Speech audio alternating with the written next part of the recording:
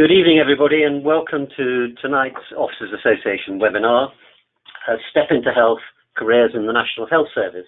And we're joined this evening by my two guest speakers, Gemma Wright, who's the Armed Forces Programme Lead, NHS Employers in Leeds. Gemma, welcome tonight. Thanks, Clive. Hello, everybody. And my other guest speaker is Leigh Harrison, who's the Senior Organisational Learning Facilitator at Leeds Teaching Hospitals National Health Service Trust. Leigh, welcome to you. Hello and good evening, everybody.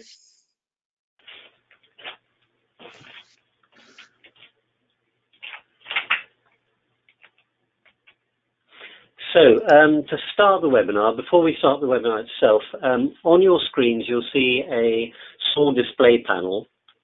You can click on the top left-hand button as shown highlighted there to minimize the screen, but lower down where there's a long red arrow is where you can enter questions if you'd like to address any questions to our guest speakers tonight. And we do welcome questions, so at any time during the webinar, feel free to ask a question, and I will then ask the question direct to the speakers. So, Gemma, could I invite you to introduce yourself and start the webinar? Absolutely, thanks, Clive. Hello, everyone. As Clive said, my name is Gemma Wright.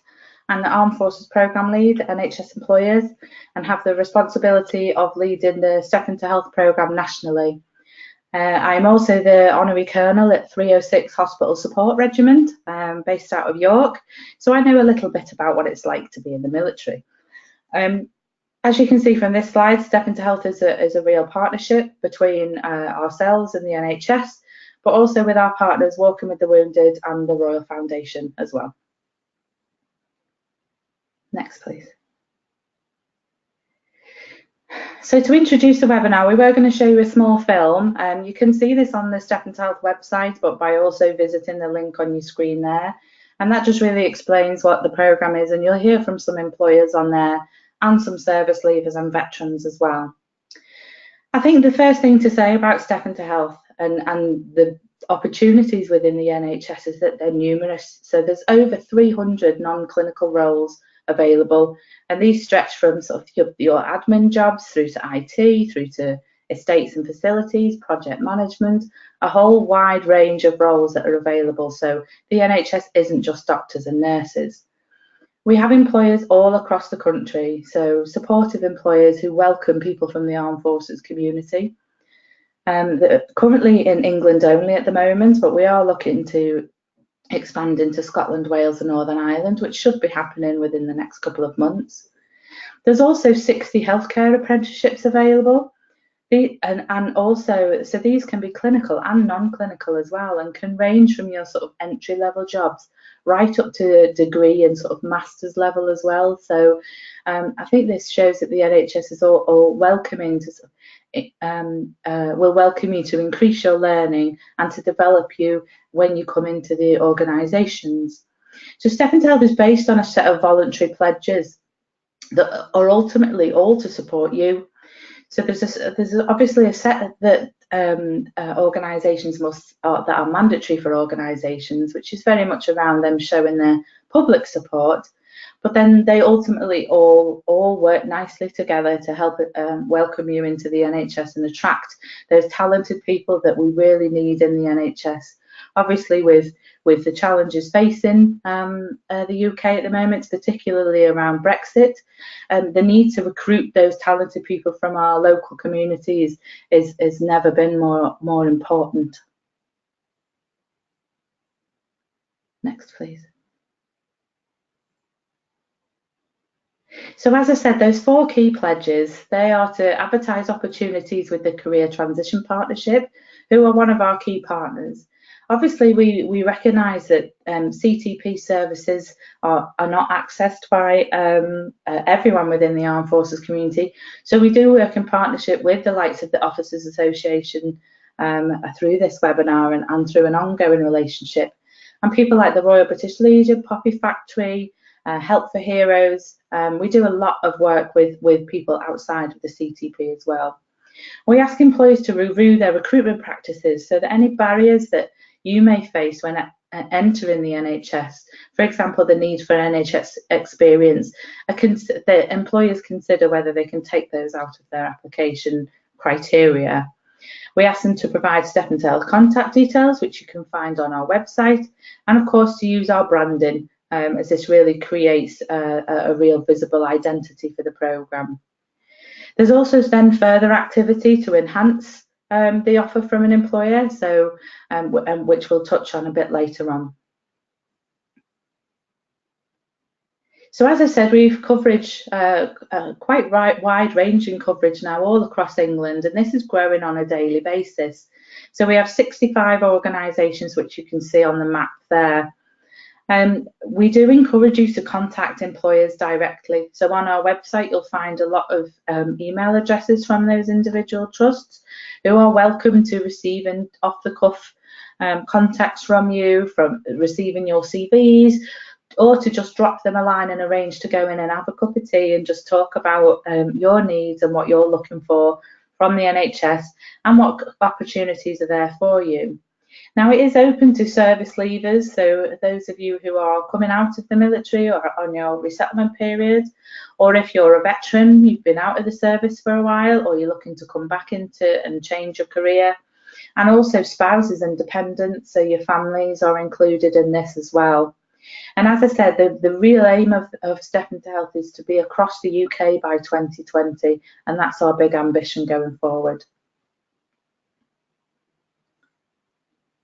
So what can you expect from the NHS? Well, you can expect the brand to be recognised. So one of our key pledges is to use the branding. So you'll recognise our logo, you'll recognise our messages, you'll recognise the hashtags through social media, etc. So everyone is all encompassed in our Step Into Health brand, which we believe is really strong. Expect to have a conversation about your needs, so our employers will take that time to sit with you, to email, to have a telephone call or a meeting, or you'll see them at events, but really focus on what you and your needs are and what you're looking for from your career. And then really much explore how that employer can support you. So whether that's by coming in and doing a work placement, whether that's by doing some shadowing with someone, or whether that's through just having some application support. It's really important for you to tell them what you can offer them, and also to have that mutual conversation about what they can offer you. And some organisations might run insight days, and there's a lot of these currently in the planning stages, so you'll find some that are on our website. But we're looking to create a group insight day, so you can meet many employers in the one event. As I mentioned, they'll look at work placements for you where they can within their business needs. And there is a lot of collaborative working across the NHS. So if you're looking to resettle elsewhere, the NHS organisation that you visit will refer you then on to one of their partners across the country. Gemma, I've got a question here which either you or Leigh may like to answer. How do I make the most of a Step Into Health opportunity? Shall I take that one? Yeah, you can take that, Leigh. So I would say that what you get out of Step Into Health reflects what you put in. Obviously, through Step Into Health, they're making quite a significant offer to network with people from the Armed Forces community, and I would say seize that with both hands and run with it. So it could be networking with a single organisation, but depending on if you want to maximise your opportunities, is to network with multiple organisations, to make efforts to go and see them, to send them information, to work hard on selling your unique skill set in a way that they can understand. And you can do that by having conversations with them, which will help you understand how you need to change, how you frame your experience, really, so that it becomes more accessible to the NHS community. Certainly the best way to make the most of an opportunity is to get your name known and to build those connections across the NHS in your area of interest. Thanks for that, Leigh. Going on to the next slide then. Yes, please. So a little bit of background about the NHS. So obviously, for those of you who know, the NHS was launched in 1948. Again, it's got the root of the NHS is that it's there to provide good healthcare regardless of people's wealth. Obviously, again, you'll have access to those services, so you'll see, you know, that the NHS remains free at the point of use for all UK residents. And as it stands currently, 64.6 million people in the UK access the NHS. And it deals with over 1 million patients every 36 hours, which is quite staggering, really. Thank you. Next. And there, just a bit of a celebration that the NHS is in fact 70 years old this year. And as you can see from the picture there, we're not just doctors and nurses, and we're from all ranges of backgrounds. Thanks. So happy birthday. Thank you. I won't sing.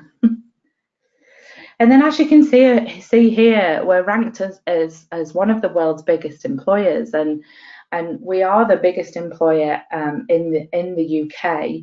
I think what's unique about the NHS is that you don't need to stumble far before you trip over an NHS employer.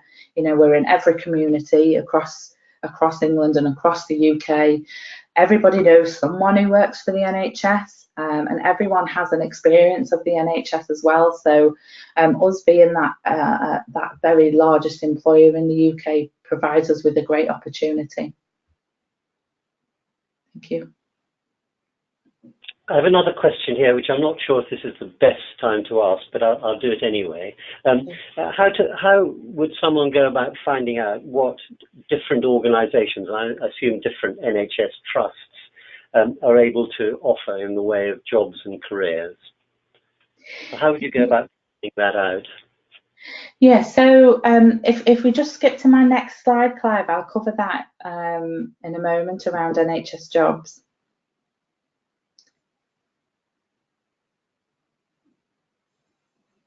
Okay, so I'll talk to you a bit at the moment about the structure in England and how it's different across England, Scotland and Wales. Obviously, Step and Health is predominantly England at the moment, so that includes NHS Foundation Trusts, but it also includes various different national organisations. So NHS Blood and Transplant, who have signed up to Step and Health, they have national coverage. You then have clinical commissioning groups and clinical commissioning support units. So they're in charge of commissioning the services for both primary care and the services that you'll receive when you go into hospital. Then you have all the national bodies, so NHS England, Public Health England, Health Education England, to name a few. Again, all very supportive armed forces employers. And the link that you can see on the slides there just provides you with a little bit more information about the UK health system, so you can really get some background information on the structures that we're operating in. Next, please, Claire. And again, please. Thanks. So as you can see, this is the makeup of the current staff, the staff in the NHS at 2017. And I have to say approximately for this data slide. But as you can see, you know, there's quite a large proportion of the workforce that isn't clinical. So, you know, you have your support to your doctors and your nurses, such as admin assistants, such as healthcare assistants. You have the ambulance service, emergency call centre operators. You have a big proportion in central functions such as HR and finance. Then digital roles, so in the health informatics, a lot of managers, and then a big crossover into the ambulance service. So for those of you who've been either combat medical technicians or involved in frontline clinical care, the roles in the ambulance service are really aligned to what you've experienced there.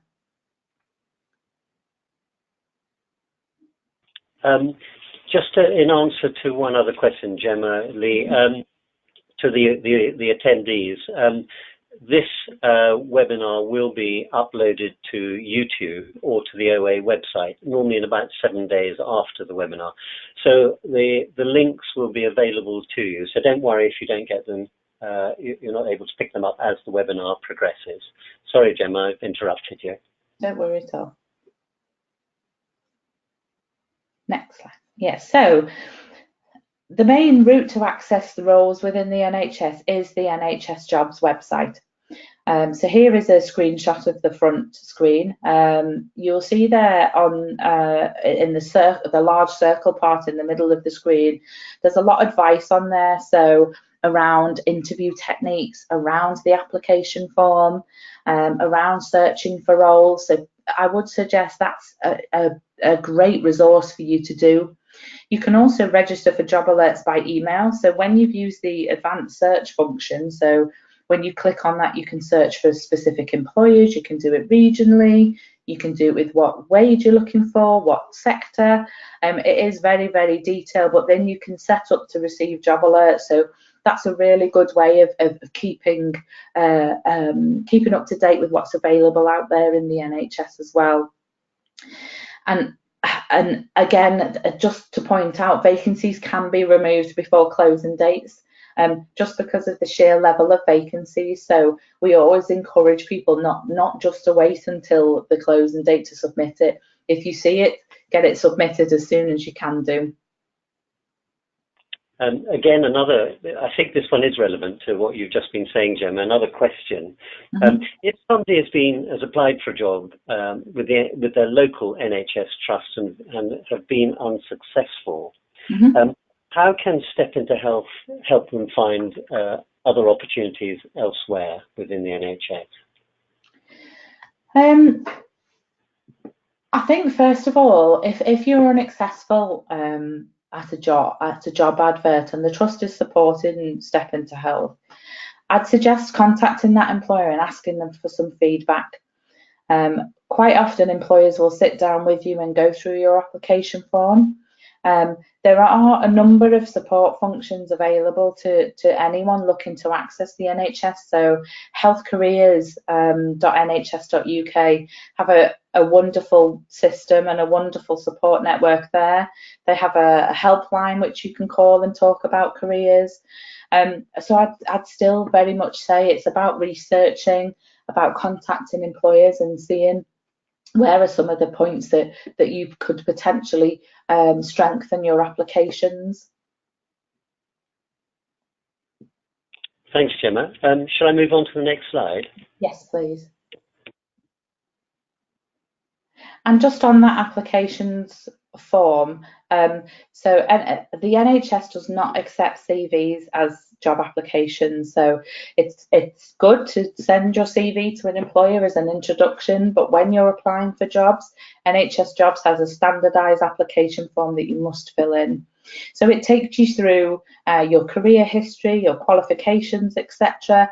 But then at the end of the form, there is a supplementary information box.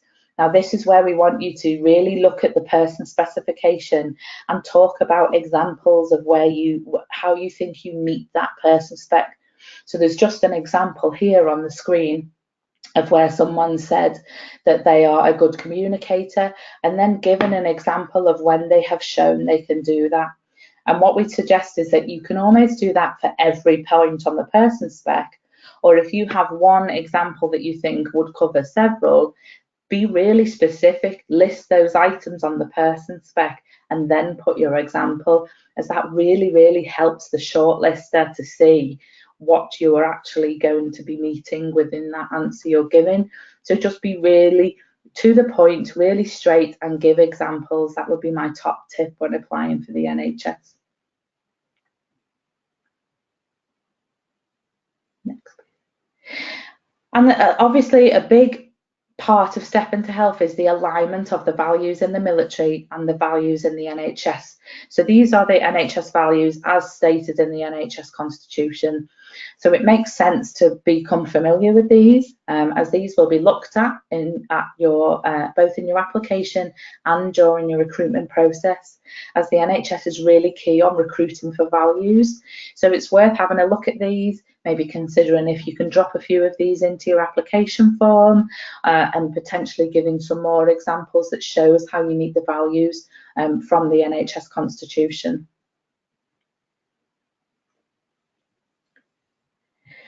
And here are just some sources of information. So as Clive said, you don't need to scribble these down now. These will be sent out to you and be available on YouTube afterwards. There are a number of places you can go for information. So Health Careers is one of our partners on the programme, and it is the best point of call to go for information. There's also things on there about job hunting, hints and tips. And apprenticeship opportunities. So if you're looking for that type of role, you can search for apprenticeships on the NHS Jobs website, but also on the gov.uk website as well. So that's all from me, other than to signpost you to our website. So there's a lot of information on there. You'll find contact details of all the NHS trusts. You'll find our events on there as well. And also I'd suggest that you follow the hashtag on both Twitter and LinkedIn. I myself am on LinkedIn, so feel free to search for me and connect with me. I have a lot of veteran service leavers and their families on my connections, and will readily share information through that channel. But just to thank you for your time, and we hope to work with you in the future.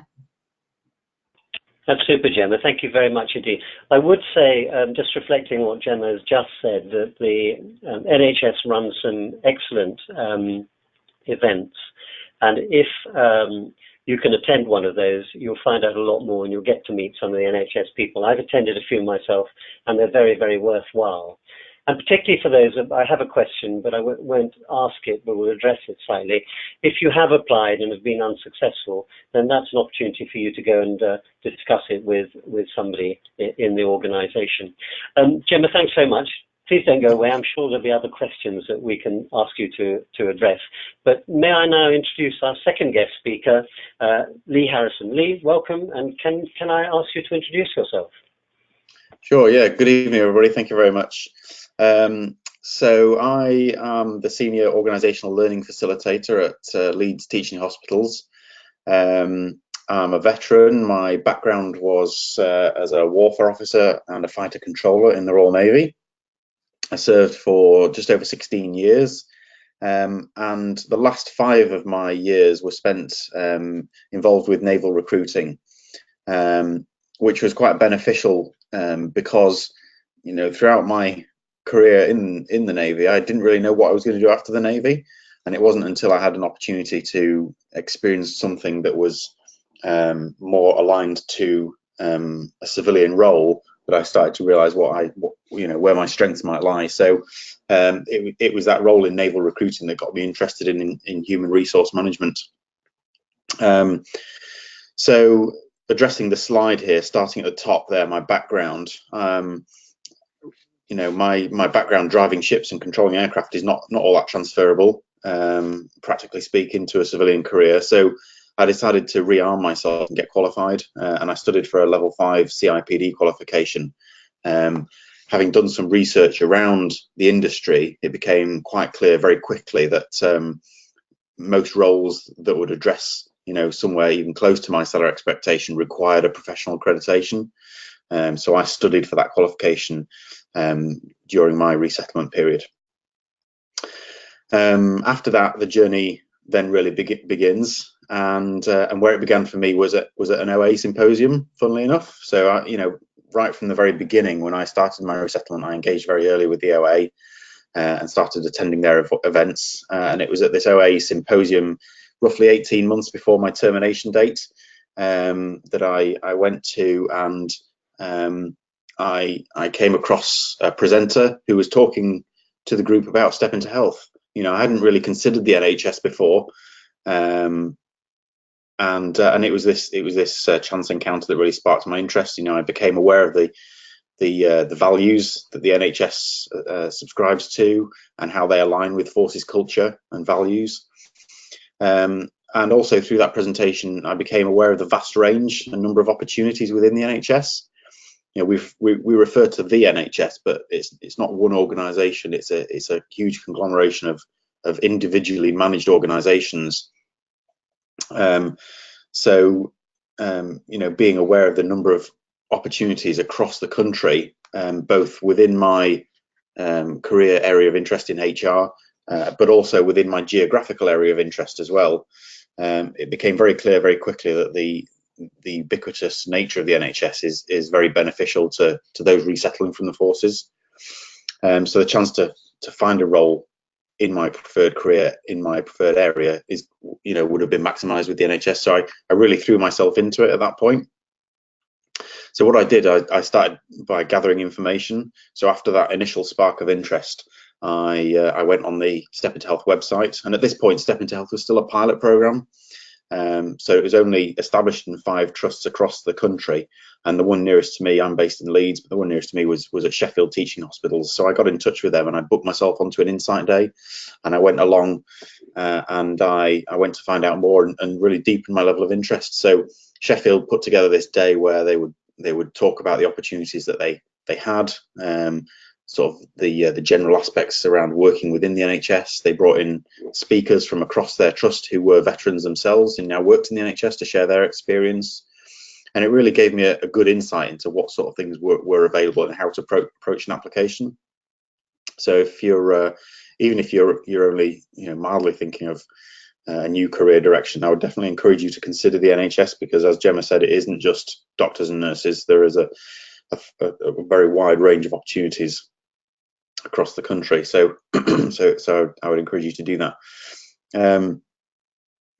After that initial information gathering piece, I then started to think about work experience and using Step Into Health to gain that work experience. But it was still very early for me. You know, I was still only you know, just less than 18 months away from actually leaving the service. So I thought, well, rather than traveling to Sheffield, I'll take the initiative. And I did the typical officer thing. I'll create my own solution and then offer it to somebody and hope that they take that up. You know, I would have travelled to Sheffield, but I preferred to stay in Leeds. So I tried to make the most of Step Into Health by leveraging it within another organisation within Leeds. Sadly, at that point, I was not clued into the fact that all these different organisations were individually managed and they weren't all, you know, subscribed to Step Into Health. So as a result of that initiative, I didn't actually get anywhere. You know, I effectively hit a stone wall from an organisation that didn't know about the programme, that didn't understand necessarily the benefits of recruiting from the armed forces community. So it kind of sat on the back burner for me for a while, and I was still thinking about what I could do and how I could get into HR. So as I approached termination date, I realised actually this is still something that I want to do. As you know, getting the placement will still be beneficial. So I got back in touch with Sheffield Teaching Hospitals to set that placement up. But concurrently with that, I was also doing my own research. I had job alerts set up from NHS Jobs, as Gemma mentioned. I found that very beneficial to be aware of what jobs were out there, what the requirements were, generally speaking, and manage my own salary expectations around that as well through that knowledge.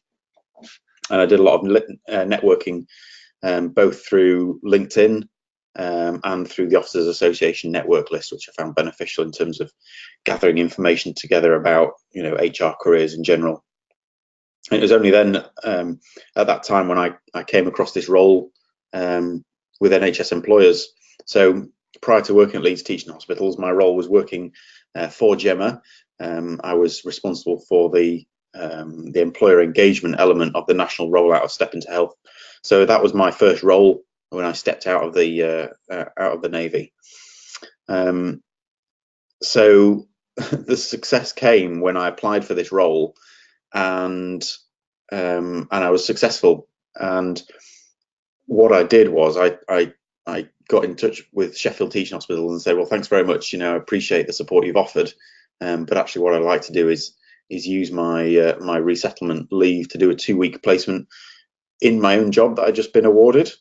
And so that was both very beneficial to me in terms of getting my feet under the table without any pressure, but also beneficial to Gemma and the NHS Employers team, because they were able to bring me up to speed without any cost or implications assigned to that. So it was very, very beneficial indeed. So I managed to get this 2-week work placement working in my own job before I actually started. And of course, to complete the circle there, once you've got that success, you've then effectively changed your history. So you've changed your background, and then you can continue to develop your career from that point. So once you've made it in to an NHS organisation, there is a lot of focus on continuing to develop you. Next slide, please.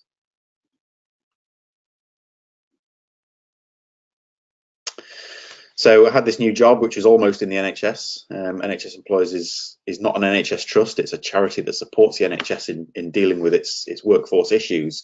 But through that, I learned a huge amount being in that job. And my reasons for taking that job, recognizing that I did take a salary cut as a result of that, but the benefits are in and around being in that role at that time on that program, working within that team were massively beneficial long term. I had an opportunity to network with lots and lots of HR people across the NHS in a role that was both familiar and challenging, but it was also within an HR field. And the support that I received from NHS Employers was really fantastic. And one of the things that I found in civilian employment was that my background really helped in building relationships and helped me to carve out a profile within the organisation. They talk in marketing about differentiation. Being from a military background really does differentiate you from a lot of other people within an organisation, because people are genuinely interested in what you've done and how you've got there. So it can be very beneficial in terms of getting your name recognised across the organisation in whichever one you join. So I did a lot of this networking within the organisation and across the NHS. I threw myself into it, as I alluded to earlier on, and I looked at everything as an opportunity. Everything at work is an opportunity, whether that be a new challenge, people that you meet, new tasks that you take on, whatever you can do to build your skill set is going to be really advantageous later on. I was also very open with my employer about my aspirations. They knew right from the very off, even from the job interview, that I wanted to work in human resources in the NHS. So I was very upfront, and because of that, my employer was very, very supportive. And knowing that I had that support meant that I was extremely dedicated to my job. So my employer benefited, and I benefited from that mutual trust and that understanding of where we were all headed. So what happened after that was that I was offered the opportunity to go and visit Leeds teaching hospitals as part of my role working on Step Into Health, but also to gain a closer understanding of what NHS human resource management actually looked like. And I used that as an opportunity to go and find out what I could do and where I could go and how I could potentially get in somewhere in the future. At that point, I had no idea that I was going to resettle. I still thought I was going to be working on Step Into Health for quite a while. So it was an interesting time, really. But as a result of that networking, Leeds teaching hospitals made me aware of an opportunity that they had coming up, and they asked me to apply for it, which I did. And again, I was successful in getting that role. So that was 9 months after I joined NHS Employers, and I gained again another success in shaping my career, and I started in July this year at Leeds teaching hospitals in Organisational Learning and Development. Next slide, please. So what I would say is that the NHS is incredibly supportive. It may not always pay the best. You do have to temper your salary expectations sometimes, depending on what kind of role you might want to get into. But the value that they place on your skill set is incredible. The effort that the NHS and the power that the NHS has to develop its people is very strong indeed. I would say that no matter what organisation you join, there's a few listed there: clinical commission groups, commissioning support units, business services authority, arm's length bodies, whoever it is. there are opportunities within all of those to develop your skills, to get on courses, and to develop you so that you can be better for the NHS in the future. And that also ties into the NHS Leadership Academy as well, where they have courses that develop future leaders for the NHS. So I would say take comfort in the vast array of opportunity that there is in the NHS. The career growth potential always exists, be that either in your current employment with the NHS or with another NHS employer within your region or elsewhere. And there's also lots of other avenues to be involved in work outside of your day-to-day role that will help enhance your experiences and develop your skills. But it doesn't just get handed to you on a plate. You need to work for it, and you need to take the opportunities where they are. So networking will help you get into the NHS. Every job that you'll see advertised on NHS Jobs has a person assigned as the coordinator for it, and you'll usually see that name on the NHS Jobs website next to that job. So I would say get in touch with that person, speak to them about the job. If you can arrange a visit to go in and see them, then do that as well. It's beneficial. I talk from personal experience, but I also talk I'm a husband of a nurse that works in the NHS, and I know that whenever she goes for a new role, she always meets with that person who's sponsoring that new job, and it always works for her. So, networking is key. What else would I say? Arm yourself with an understanding of the values. So Gemma mentioned the NHS Constitution earlier on, and the values that are attached to that. Adding to that, I would say a lot of NHS organisations have their own set of values as well. So at Leeds Teaching Hospitals, we have the Leeds Way, and our values are around being patient-centred, fair, accountable, collaborative, and empowered. So if you see that on an NHS Trust website for a job within that trust that you're applying for, then really grasp that. The NHS does competence-based recruiting, but it also does values-based recruiting.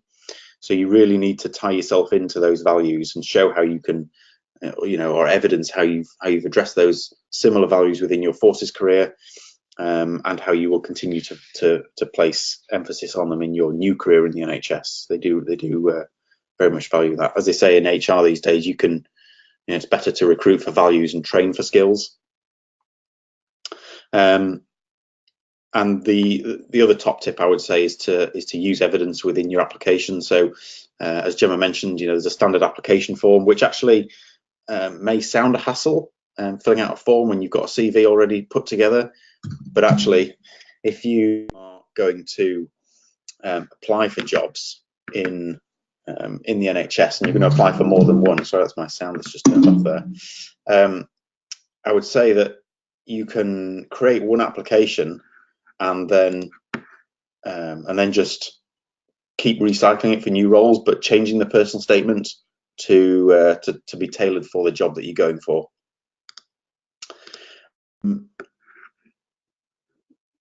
So when you're tailoring that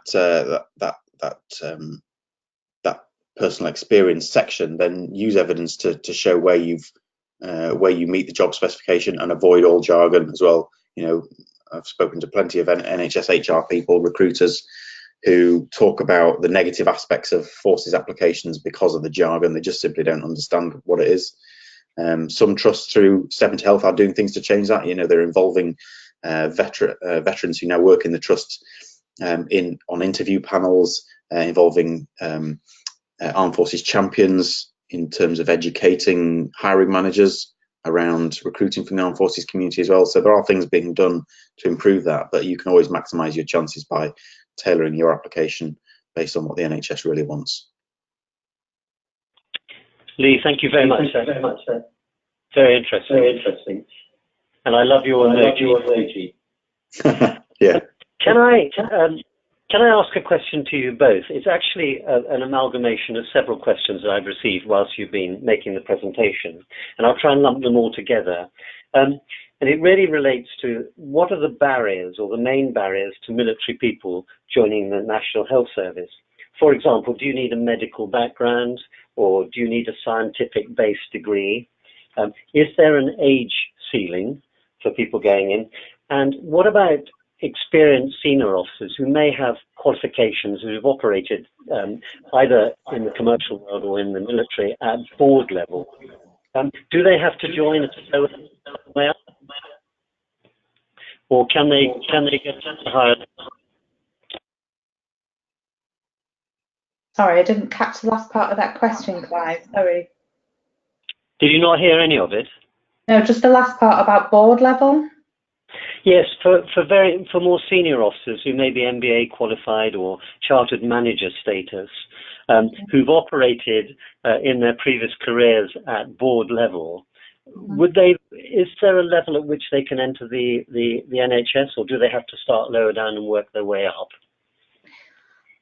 Okay, so I'll take it at the sort of beginning of it, Leigh, and then you can interject if you'd like. So in terms of barriers around qualification, so what do you need? So you do not need a clinical background to come into the NHS.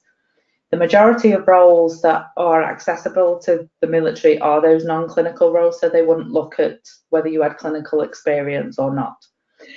Obviously, if you're going into something with a tie-in to the clinical, then you would need something. But if you're going into a project manager role, for example, or a directorate manager, or whatever those roles would be, those clinical qualifications aren't needed. In terms of board levels, there are opportunities. I think they are less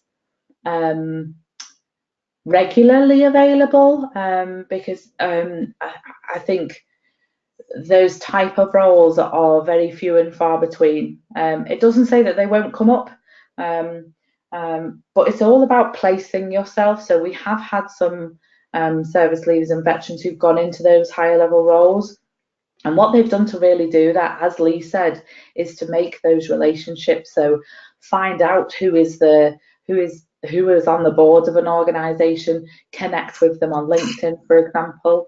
Either you can more often than not find their contact information, so it might be that you can arrange to go in and do some shadowing with them or talk to them about their career journeys, etc. And so what I'd suggest is just creating that personal relationship and almost trying to get some mentorship.